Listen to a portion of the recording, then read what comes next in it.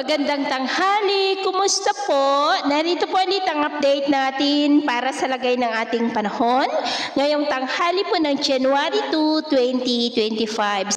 Sa ngayon po ay wala tayong binabantayan na anumang sama ng panahon sa loob at labas ng ating area of responsibility, pero nakakaranas pa rin po tayo ng cloudy skies with isolated rains, dulot ng amihan dito sa northern part ng northern Luzon, easterly sa silangan ng Luzon, shear line o yung lugar ng hangganan ng malamig na hanging amihan at mainit na easterlies na nandyan po ngayon sa northeast ng Cagayan, at mayroon pa rin pong intertropical convergence zone na nag-i-extend sa may Visayas, Mindanao at Palawan. At sa atin pong long range forecast ay wala naman pong bagyo na namamataan na tatawid sa ating kalupaan for the next 2 weeks, pero hindi pa rin inaalis ang posibilidad na may low pressure area na mabubuo sa silangan ng ating bansa sa susunod na mga araw. At sa lagay ng ating panahon ngayong tanghali ay maayos ang panahon sa malaking bahagi ng bansa, pero may chance pa rin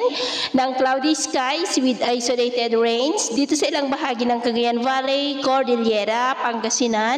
Tarlac, ilang bahagi ng Quezon, Catanduanes, Sorsogon, Mindoro Provinces, Romblon, Masbate, Aklan, Capiz, Samar Provinces at Caraga. At mamayang hapon ay mas maraming lugar ulit ang makakaranas ng cloudy skies with isolated rains dito sa malaking bahagi ng Luzon, Visayas at ilang bahagi ng Mindanao, kaya mag-ingat pa rin tayo sa mga posibleng banta po ng mapagbaha at pagguho ng lupa. Sa atin naman pong mga baybayin, maalon po sa baybayin ng Babuyan Islands, Batanes at silangang baybayin ng ating bansa, dahil ang mga alon dyan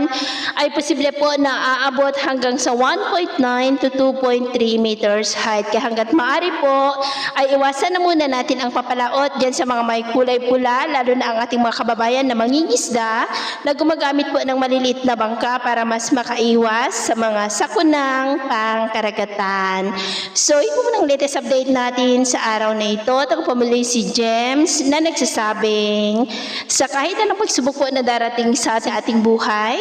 huwag na huwag po tayong mawawalan ng pag-asa. Thank you and God bless.